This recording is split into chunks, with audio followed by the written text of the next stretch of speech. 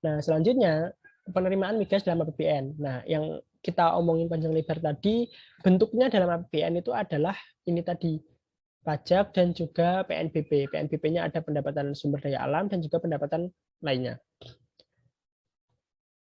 Untuk yang menjadi pajak itu dibagi menjadi dua, PPh berasal dari minyak bumi dan juga gas bumi. Jadi bukan disatukan menjadi migas, tapi dibagi dua. Yang mana biasanya dari sektor minyak itu lebih banyak daripada sektor gas.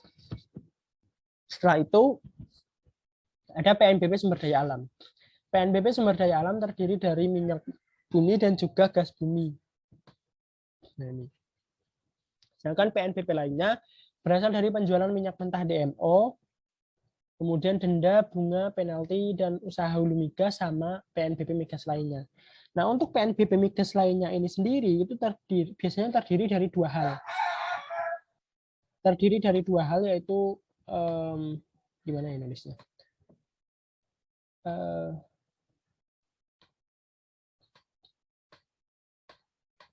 Terdiri dari dua hal yaitu ada bonus produksi dan juga transfer material.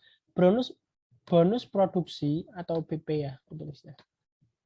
Bonus produksi di sini adalah ketika kontraktor itu mencapai level tertentu dalam memproduksi minyak dan gas, itu nantinya kontraktor tersebut akan membayar lagi kepada pemerintah atas produksinya yang mencapai level tertentu itu. Itu namanya bonus produksi. Nah, selanjutnya ada transfer material atau TM. Transfer material ini adalah semacam jadi kalau kegiatan pertambangan itu kan ada yang namanya pengadaan alat-alat, pengadaan alat-alat untuk menunjang kegiatan pertambangan, yang mana ketika nanti kontraknya sudah selesai atau proyek yang tersebut sudah selesai, biasanya alat-alat ini akan menjadi hak pemerintah. Seperti itu. Jadi pendapatan migas lainnya itu dari dua ini, biasanya asalnya dari dua ini. Nah, selain dari kedua jenis pokok pendapatan ini, ada yang namanya pendapatan yang tidak ditata usahakan atau tidak dibukukan oleh BUN. Salah satunya yaitu pendapatan berupa bonus tanda tangan.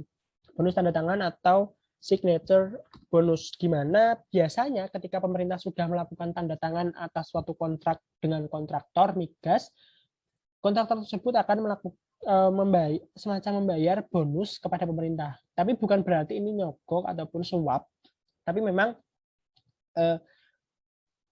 itu yang dilakukan atau dibayarkan oleh si kontraktor tersebut. Nah, yang membukukan itu adalah Kementerian ESDM atau Kementerian Energi dan Sumber Daya Mineral. Selanjutnya berupa firm commitment. Firm commitment ini contohnya seperti kalau ada kegiatan pertambangan di mana tambangnya tersebut berada dekat dengan halayak masyarakat, berada dengan tempat tinggal penduduk, biasanya akan dilakukan pembangunan fasilitas-fasilitas tertentu untuk tetap menjaga untuk tetap menjaga kehidupan masyarakat sekitar. Misalkan untuk menghindari entah itu kerusakan sungai, pencemaran air ataupun yang lain, akan dibangun beberapa fasilitas tertentu. Nah, kontraktor ini wajib membangun fasilitas tersebut, dan ketika tidak berhasil membangun fasilitas tersebut, maka akan membayar semacam denda kepada pemerintah. Nah, kedua pendapatan itulah yang tidak ditata usahakan oleh Bendahara Umum Negara. Yang satu ditata usahakan oleh Kementerian ESDM tadi, yang berupa bonus tanda tangan.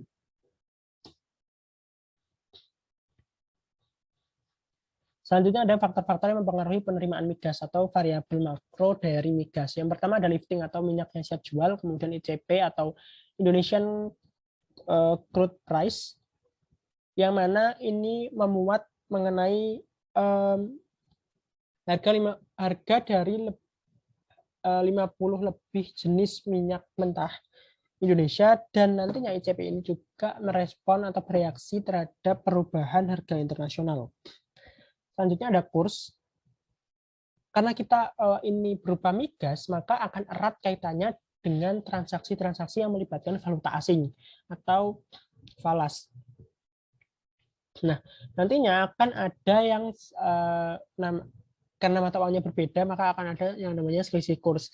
Apakah rupiahnya menguat ataupun melemah, dan lain-lain. Kemudian cost recovery. Cost recovery ini merupakan komponen penting dalam pemerintah mengusahakan untuk mendapatkan penerimaan migas, karena cost recovery ini bisa saja menunjang lifting, yaitu ketika semakin tinggi cost recovery atau semakin tinggi cost yang dikeluarkan untuk melakukan tambang atau untuk melakukan pertambangan, bisa saja liftingnya naik, tapi itu tidak mutlak gitu. Artinya meskipun cost recovery kadang naik, bisa juga liftingnya nggak naik, atau bisa aja liftingnya turun gitu. Jadi nggak menentu, tapi bisa menunjang. Makanya pemerintah itu bukan melakukan penghematan cost, bukan semata-mata melakukan penghematan cost recovery saja, tapi juga bagaimana mengefisienkan cost recovery gitu. Jadi mengefisienkan, bukan hanya menghemat adanya cost recovery.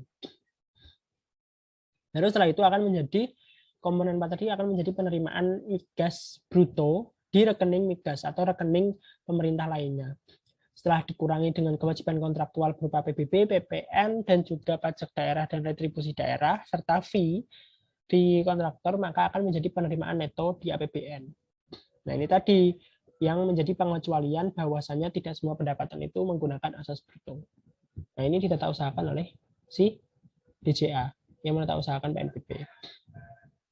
Lifting dan cost recovery perlu dikelola bersama dengan SKK Migas dan K3S Migas.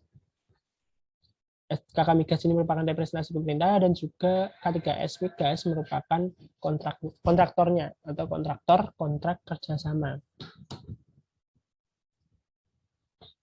Nah, ini ada informasi mengenai perkembangan indikator penerimaan migas.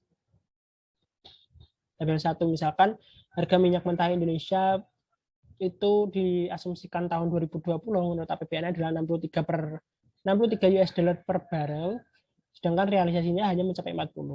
Kemudian rata-rata lifting minyaknya 755, realisasinya 707, dan gasnya 1191 tapi realisasinya hanya 983.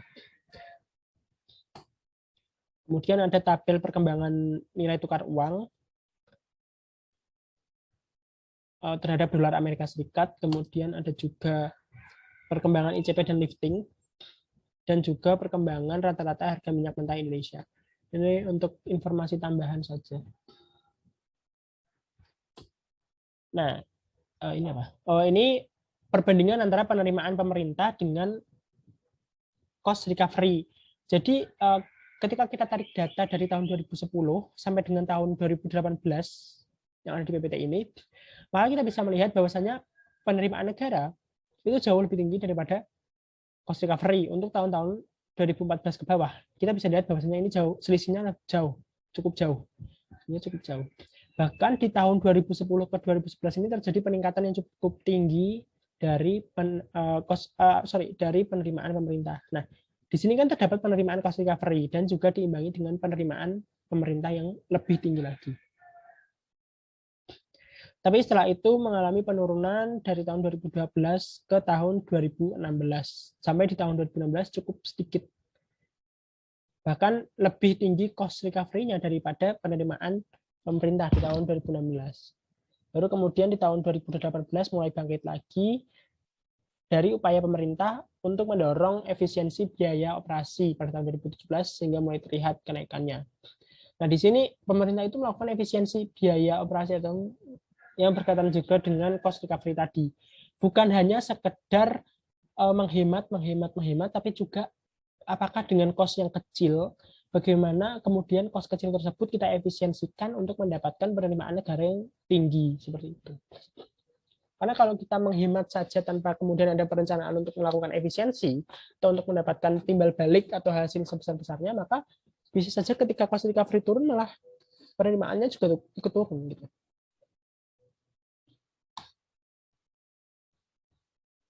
Nah, ini ada perkembangan PNBP SDA Migas dari tahun 2016 sampai 2021. Dan ini ada tabel pendapatannya, dari pendapatan minyak bumi maupun gas bumi. Nah, kita bisa lihat bahwasanya minyak bumi jauh lebih tinggi daripada gas bumi, bahkan hampir setengahnya. Hampir 2 kali lipat untuk tahun 2020. Nah, Selanjutnya kita akan membahas mengenai akuntansi PNBP, SDA Migas atau SATK, yaitu sistem akuntansi transaksi khusus, karena SDA Migas ini masuk ke dalam lingkup transaksi khusus. Nah, masuk ke sini. Ruang lingkup sistem akuntansi transaksi khusus itu sebenarnya ada banyak. Dari mulai belanja atau beban pengeluaran keperluan hubungan internasional sampai dengan pendapatan dan pengembalian belanja atau beban dalam rangka penyelesaian suspend pemerintah. Tapi yang akan kita bahas terkait migas ini adalah PNBP yang dikelola oleh DJA. Nah, ini yang akan kita bahas pada pertemuan kali ini. Sebelumnya ada prinsip-prinsip penerimaan migas, sama seperti yang tadi sudah disinggung, bahwasannya prinsip-prinsip dari penerimaan migas ini yang pertama ada production sharing contract atau model kontrak yang digunakan oleh Indonesia yaitu PSC. Kemudian setelah itu akan ada bagi hasil antara pemerintah dengan pihak kontraktor. Di mana bagi hasilnya tadi kalau kita lihat bahwasanya pemerintah bukan hanya mendapatkan penerimaan dari bagi hasil tapi juga dari sektor pajak. Nah, ini ada juga tax free atau pembebasan pajak berupa PPN, PPNBM maupun pajak daerah dan retribusi daerah, PDRD. Ini ditanggung oleh pemerintah, tapi ketika kontraktor itu sudah membayar pajak-pajak tersebut, maka bisa diajukan reimbursement sehingga nantinya sama saja seperti dibayar oleh pemerintah. Kemudian ada DMO. Nah, DMO ini adalah semacam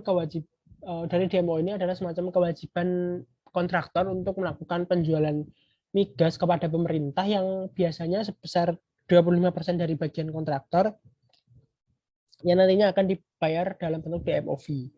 Nah, untuk DMO fee ini terdapat semacam perbedaan perlakuan atau semacam perbedaan kondisi gitu ya, di mana DMO fee yang memiliki masa 0 sampai 60 bulan, tarif DMO fee-nya itu adalah 100% dari ICP, sehingga pemerintah tidak mendapatkan penerimaan dari DMO.